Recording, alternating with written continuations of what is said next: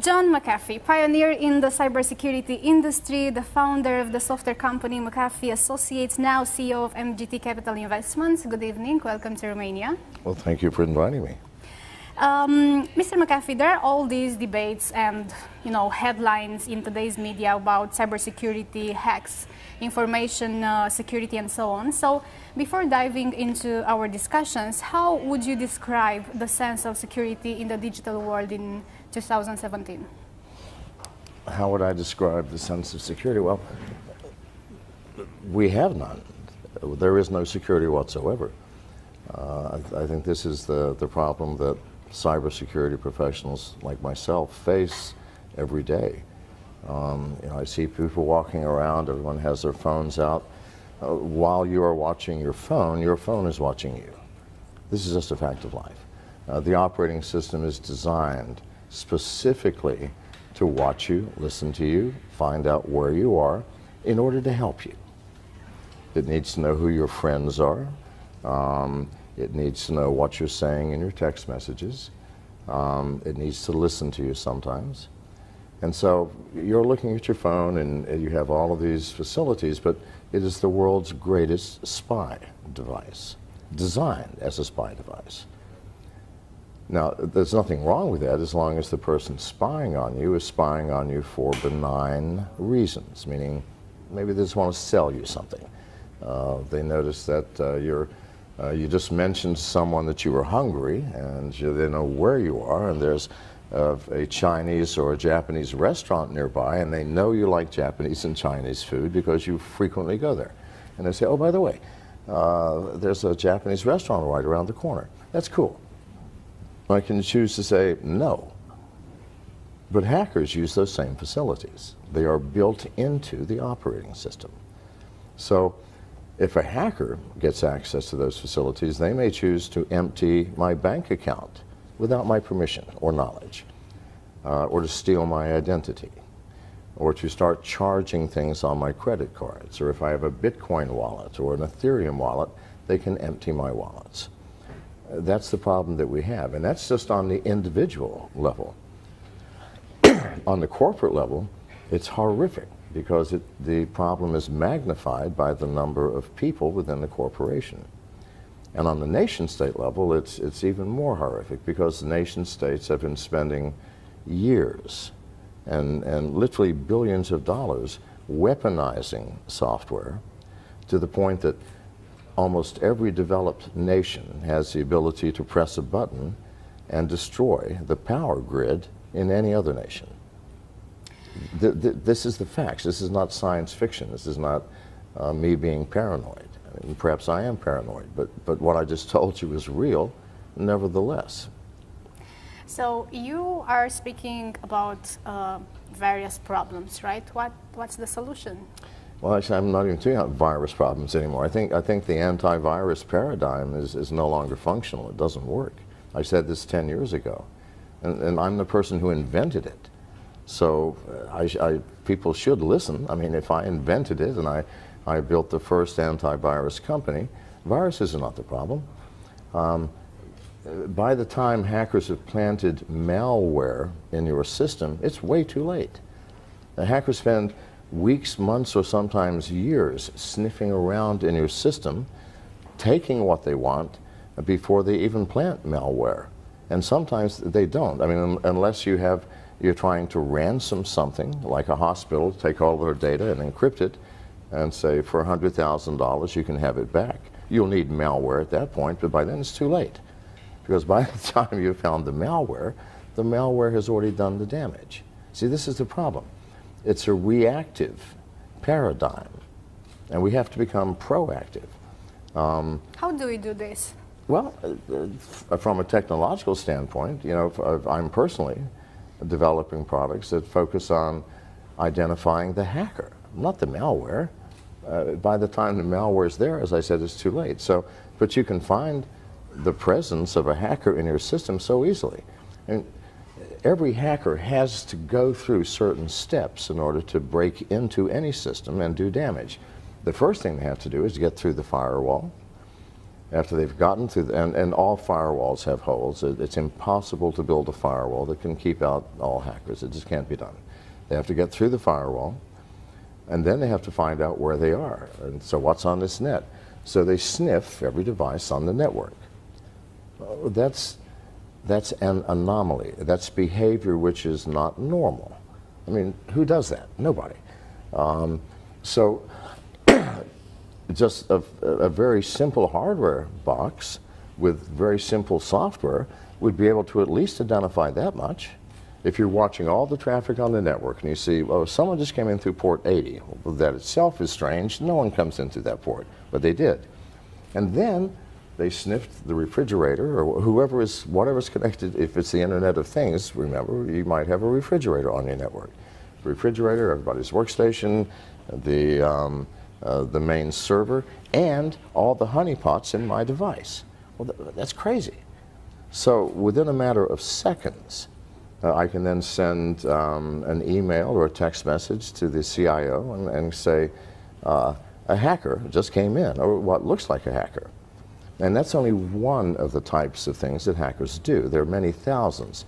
So, you know, and I'm not the only person working on this. There are, you know, others that see the insanity of what we're doing and are doing similar things. So we have a device coming out in just a couple of months called Sentinel that will identify within a matter of seconds. Now, we're not going to do anything about it. That's your job as the CIO or as the network manager. We can say there's a hacker in the system, they came in through port 80, this is what they're doing. We will continue to monitor them. But you have to make some decisions as the human being. What do? You could call the authorities. I mean, I wouldn't advise that because your business will be shut down virtually because the authorities will be running around and your employees are going to be watching and no one's going to be working. You might just simply shut down port 80 and forget it. Maybe he'll come in through another port later, we don't know. If so, my box Sentinel will tell you about it. So isn't that more sane? Because it's the hackers that are doing the damage, not the software they've created. The hackers create that software. It's the hackers we must concern ourselves with. We've been fighting the end product of what hackers have created rather than the hacker himself or herself. So the proactive approach, and there are many products that we're working on that do the same thing, where we're dealing with the human element rather than the product of what the human has created. Where does education stand in this whole equation? Yeah, well, I think the first thing, everybody in this room should educate yourself about these little devices everyone is holding up and carrying, because they truly are spy devices. You have people, I mean, I've even heard people at Google say that if you have nothing to hide, you have nothing to fear. Well, I've never heard anything crazier. And who among us has nothing to hide? I'm serious. It's not, do you have something to hide, but what is it that you're trying to hide and from whom? Think about this. Everybody, everyone exercises a different degree of privacy hundreds or sometimes thousands of times per day. I just met you. I'm not likely right now, especially with everybody watching, to tell you the intimate details of my life. It's like if I go to the store and buy some nice Romanian beer, I don't tell the clerk what I did last night in my private hours. No. We have very restricted lines of conversation. The weather, politics maybe, the price of potatoes. And that's it. You meet a casual acquaintance that you see every week, you might divulge more. Maybe you have a health problem you want to talk to them about. A good friend, you might divulge almost everything. And to your spouse, to your wife, or to your husband, you might tell them everything. Unless maybe you're sleeping with your wife's sister, in which case you might choose not. So do you see what I'm saying? So that if everybody knew everything about everyone else, we would have chaos in the streets, beginning with a rash of people shooting their spouses. So it's insane to say, if you have nothing to hide, you have nothing to fear. We're all humans. We are living in an imperfect world. You know, we each have love and compassion and joy and hope and grace. And at the same time, we have greed and anger and hostility and jealousy. And we're a mixed bag. So if you want all of that negative known too, no, we can't. Society has created privacy as the foundation stone of a harmonious world. And if we lose that, we will lose the harmony. What do you think about all these emerging technologies that are now being used by giant companies in the industry? And I'm speaking about, for example, cloud storage or all those data mining technologies. Yes. How long will these last as secure technologies? What do you think? They're not secure. They're not secure now. I mean, you know, I'm here to speak at Brock Pierce's brainchild, D10E. On cryptocurrency. And cryptocurrency, people say, well, how secure is Bitcoin? I go, what side do you want to look at? If you want to look at the blockchain, I think it's extremely secure. It's a mathematical principle that allows you to validate with absolute certainty a source and destination for any transaction. That's very powerful. On the other hand, I see people who put wallets on their smartphones. Now, something that you may not know is that over half of all smartphones, both iOS and Android, are infected with keystroke logging software. This is a known fact. Every pornography site in the world, if you have ever, I'm sure nobody here has ever looked at pornography, but if you have, if there's a rare exception, then you have keystroke locking software. How do you think they make their money? See, this is the issue. It costs millions of dollars to maintain these massive databases and have the bandwidth to disperse this pornography, and yet you don't pay. Yes, you are paying. The instant you visit the site, if you have an Android, for example, the site runs a JavaScript which sets the download unauthorized application flag. The very first video that you watch, you now, because that's a click-through, you clicked, you did something. You said, yes, oh, good, that's yes, I'll do that. Downloads, first and foremost, a remote rooting function. If it's an iPhone, a remote jailbreaking program. All can be remotely rooted now. After it's rooted, they download a keylogger, and all this takes just a matter of seconds. And from that point on, somebody is watching every single one of your keystrokes. Now, people pay these pornography sites for the ability to put their keylogging software on your phones. Why? Well, maybe they're a Bitcoin aficionado, and they're going to see, do you have a Bitcoin wallet like Mycelium or what have you? Yes. Well, they're just going to hang around until you access it and input your keys or your passwords, and the next day, your wallet's going to be empty. Or maybe you do online banking, all right? You have a password, you have an application. The very first time you've logged into your bank to check your balance or do anything, they go, thank you very much. And the next day, your bank balance will disappear. Now, why has this not happened to you already? Because hackers are not stupid. In order to take something, they have to download additional software. If they only take 400 or 500 people's bank accounts in one day, then the next day the white hat hackers are going to say, this is how they did it, everybody, you can protect yourself. No, they're going to wait until one day this year or next year, and 100 million people in one day are going to have your bank accounts eradicated. Zero balance, or your identity will be stolen, or your Bitcoin wallet will be emptied. Or maybe they've been watching your keystrokes to see if, you know, maybe you're saying something to a friend or a lover that maybe could compromise you. Maybe they can blackmail you. If they get lucky, you might be a United States congressman or a senator, in which case, now not only do they have money, they have power. So this is why this is being done. And the Russian cyber mafia and the Chinese cyber mafia are so powerful. They pay literally hundreds of millions of dollars to these pornography sites to allow them to access your smartphone so that at some point they can utilize that. So something to think about. Now, you said how secure are they? Well, they're not. They're not. Neither the alt currency wallets nor anything else in the cloud. Because what is the cloud? We haven't thought this through, people. The cloud is a place where I'm going to store data. I don't know what computer it's on or even what country it's in. I don't know who is managing it and monitoring it and controlling it. I don't know what type of security facilities you have.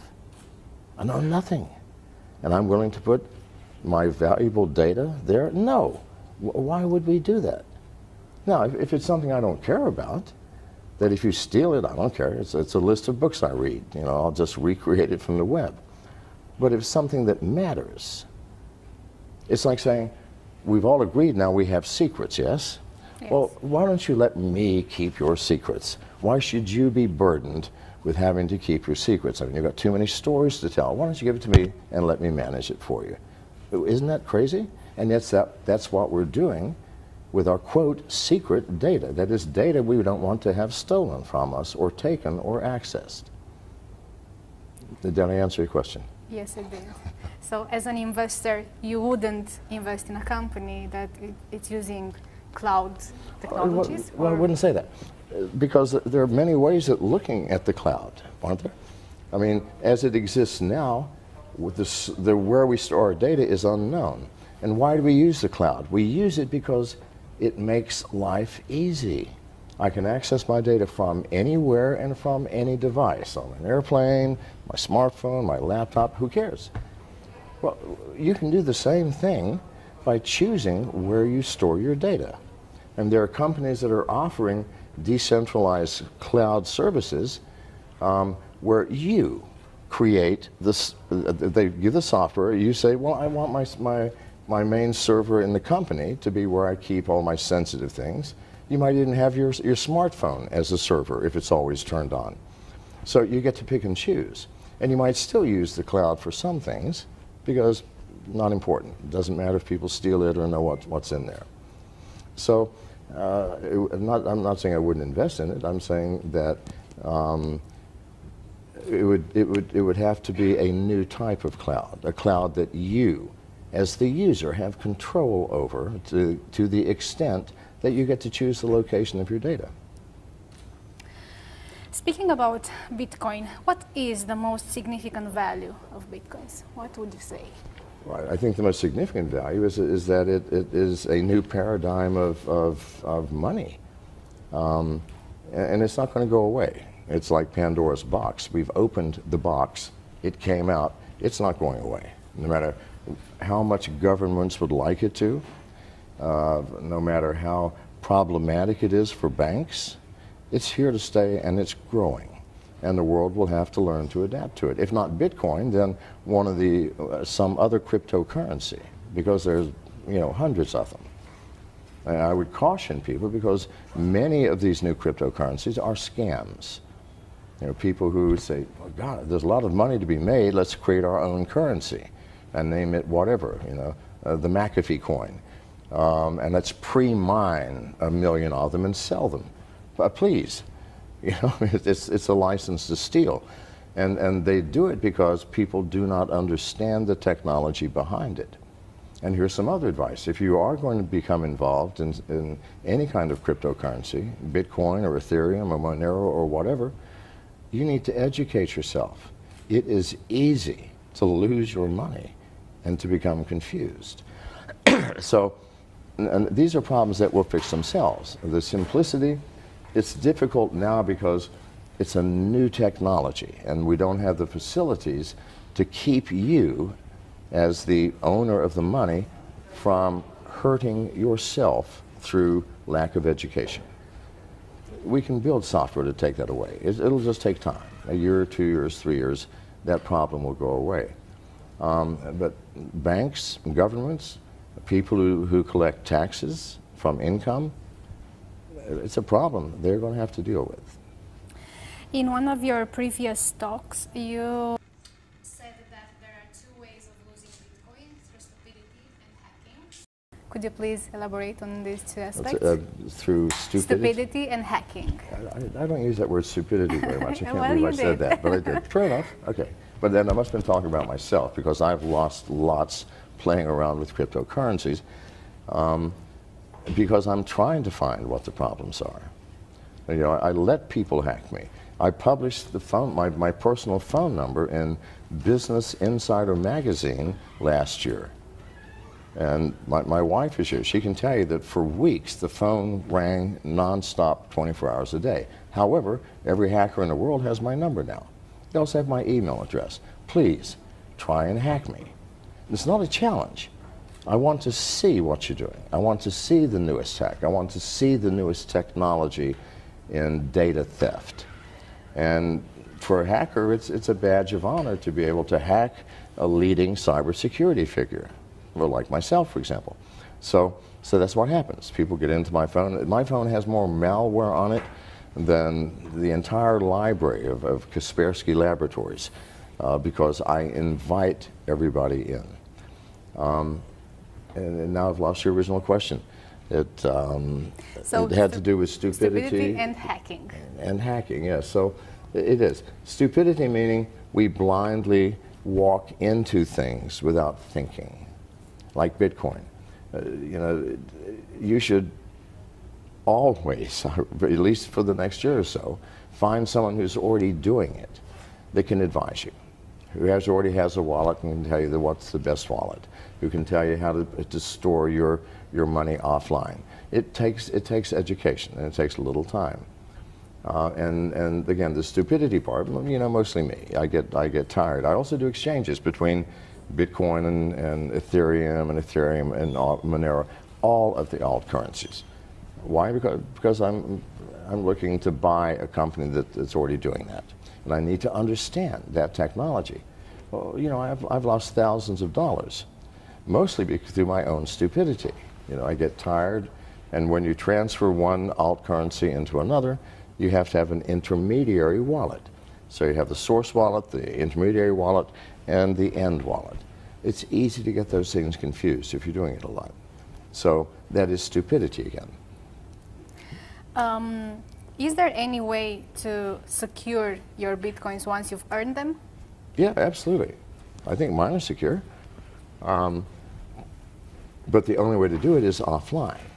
I mean, you can buy devices.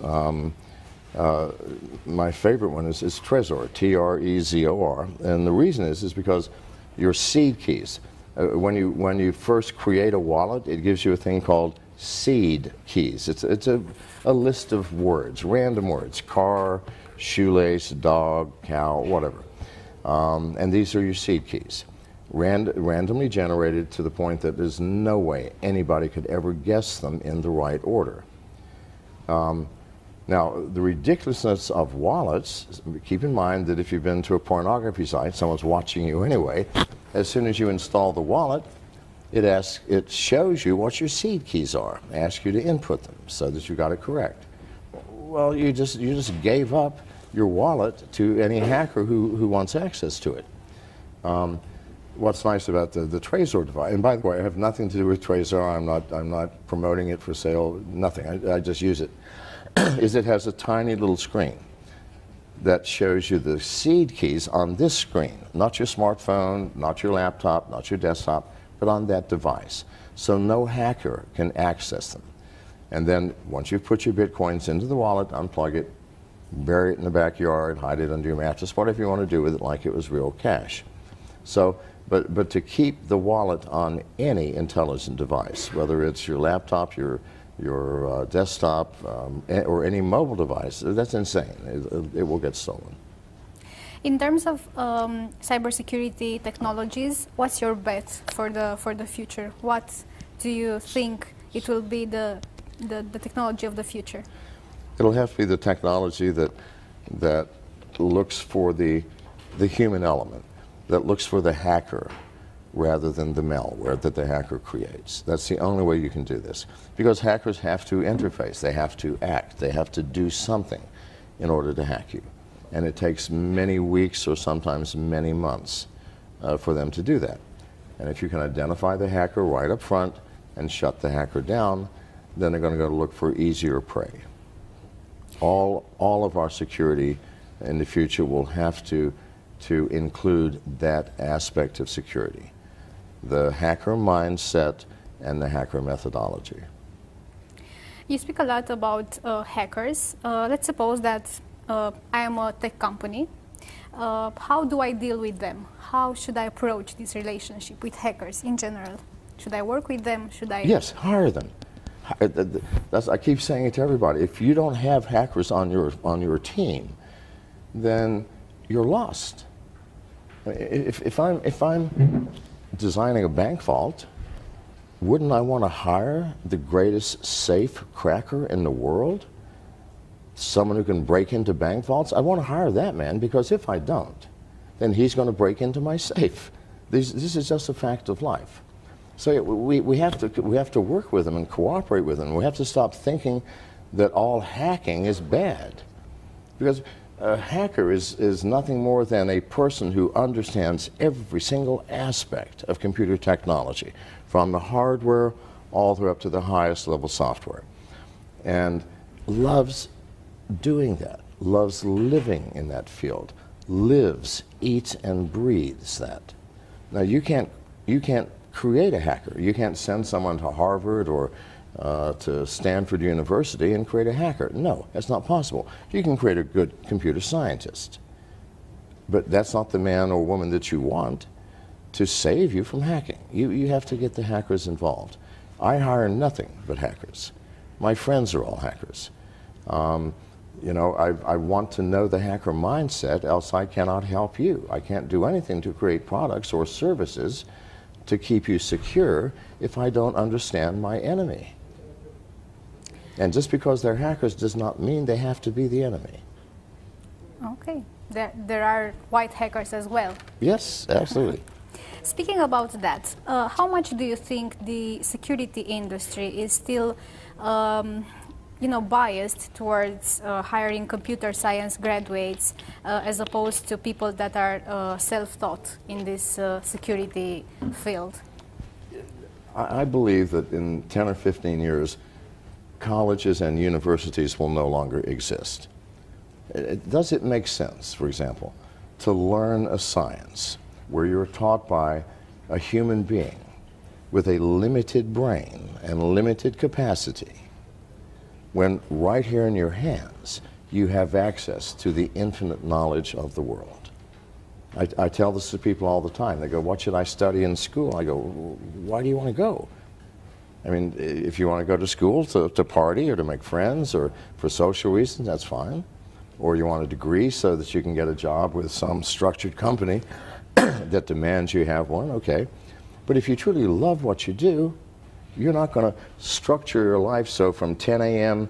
till 11 a.m. you'll be studying writing device drivers, and then from 11 till 12 you'll be studying C++. No, that's nonsense. You're going to be living on the dark web. You're going to be living in these communities where people are talking about the ins and outs of technology. That's how you're going to learn. And those are the people I will hire. Because if software engineering and hacking is not a structured universe, it is very chaotic. And universities are very structured, even though they look chaotic at fraternity parties. But so yeah, you need to question whether school in its current form will even exist. From MGT Capital Investments point of view, what are you looking at exactly when deciding if you will invest or not in a tech company? Well, recently we've been investing mostly in ourselves because we have such a team of hackers, and you know, while I'm off, you know, looking for possible new acquisitions, they're back creating things, you know, and when I get back, there'll be something else they will have created. And that's how we came out with the Sentinel product and a whole bunch of other products. So, you know, even in my world of investing and creating cybersecurity products, There are no rules.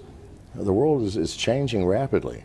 The thing that motivates me is that I see we as a world, not just a nation or class of people, but the entire world is teetering on the edge of a cliff, dangerously, where we are allowing these devices to basically become our masters rather than the other way around. And these devices are spy devices. We buy them so they can spy on us. And that's creating a great deal of danger. And at the same time, nation states are creating weaponized software that can destroy another nation's power grid.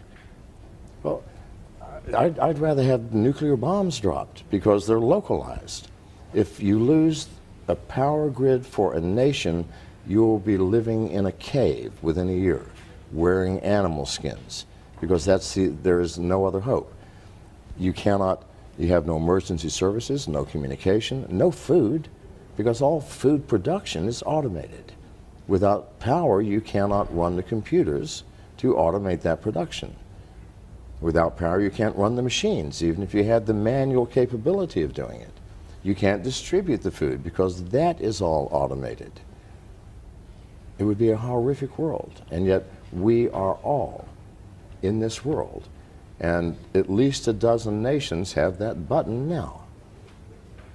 Russia, China, US, I know for sure. Isn't that frightening? It is. It should be waking people up. But instead, we're still drawn into this tiny little colorful, entertaining screen. By the way, from all the devices that we as regular people are using, what's the least secure from all? If we were to choose between our smartphone. I can tell you what the most secure is. It's this one, the one that I carry, and it's a Samsung S7. And the reason is it is the only phone that cannot be remotely rooted or remotely jailbroken. All iPhones can be again, whatever. The most hackable phone in the world is the iPhone. Android is second. But before they can do anything, they have to root your phone remotely, meaning you download a piece of software which roots your phone. And no matter how hard manufacturers have tried, no one has kept a remote rooting software out for more than a few months. This has gone for over a year. No one yet has developed one. So when they develop a root device for this, I'll search for something else. That's the only way, by the way, I can survive handing out my phone number and email address and inviting hackers to come and hack me. They can put the software on here, but the software is powerless until the phone is rooted. I never root it. Mr. McAfee, thank you so much for your time. It was a pleasure. Now, if you're still available for 5 or 6 minutes, I think that we can take 1 or 2 questions from people that gather here. And we have some questions on Facebook as well. Someone is asking why you didn't win the presidential elections.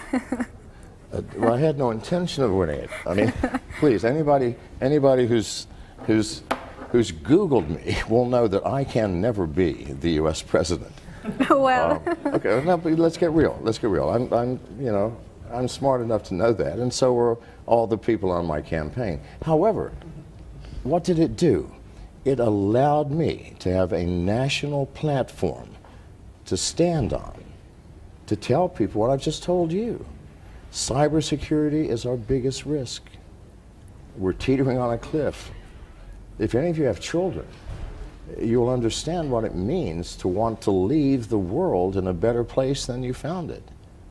Well, we're about to leave a disaster to our children. I don't want that. No parent wants that. So it gave me a national stage, and especially me being John McAfee, expected me to do something crazy, which I tried to do as often as possible. People listen. But no, why I didn't win, there's no way I could have won. Ask that person what drugs they're on for even asking that question. I'm joking. I know. We have one question there.